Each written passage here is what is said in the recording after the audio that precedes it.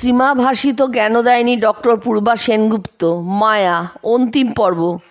দীক্ষিতার স্ত্রী ভক্তের একটি নদী পার হওয়া সংক্রান্ত স্বপ্ন দর্শন প্রসঙ্গে মা বলছেন, ওইটি যে দেখলে ওর রূপ ধরে মহামায়া পার করে নিলেন।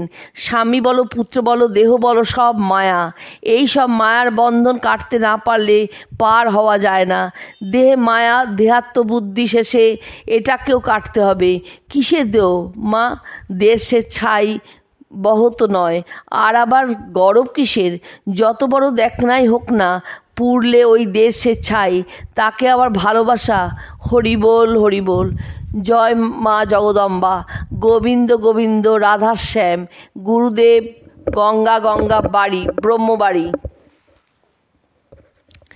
2 মাস আরা জেলায় কৈলাস বলে এক দেশে ছিলুম। সেখানকার জলবায়ু ভালো বলে, সঙ্গে গোলাপ, বাবুরামের মা, বলরামের পরিবার, এরা সব ছিল।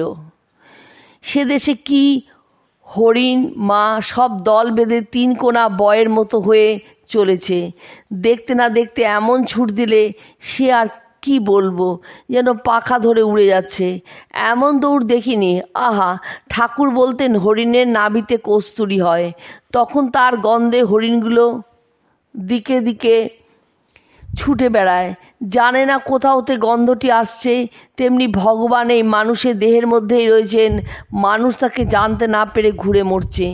ভগবানই সত্য আর সব মিথ্যা। কি বলো মা? যার যেমনটি হওয়ার তার তেমনটি হয়। স্বামী অরূপানন্দের এই কথার উত্তরে মা বলেন, ঠিক বলেছ বাবা, কালে ঈশ্বর টিশ্বর কিছু থাকে না।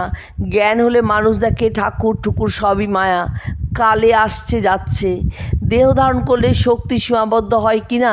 রাসবিহারী মহারাজের এই প্রশ্নের উত্তরে মা বলছেন, হ্যাঁ তা হয়। একটা লোকের জ্বালায় ত্যক্ত হয়ে অনেক সময় মনে হয়, আর এ দেহ তো যাবেই, তা যাক না, এক্ষুনি দিয়ে দিই। এই যে রাধি রাধি করি, এ তো একটা মোহ নিয়ে আছি। জনৈক স্ত্রীলোকের মোহ প্রসঙ্গে। কি মোহ হয়েছে মা ওর স্বামীর জন্য। খেয়ে শুয়ে সুস্থি নেই। খেতে খেতে উঠে গিয়ে দেখে আসে দিনরাত ঘরে বন্দি করে নিয়ে বসে আছে। ওর জন্য সে তো কোনো জায়গায় বেরোতে পর্যন্ত পারে না। ছি ছি।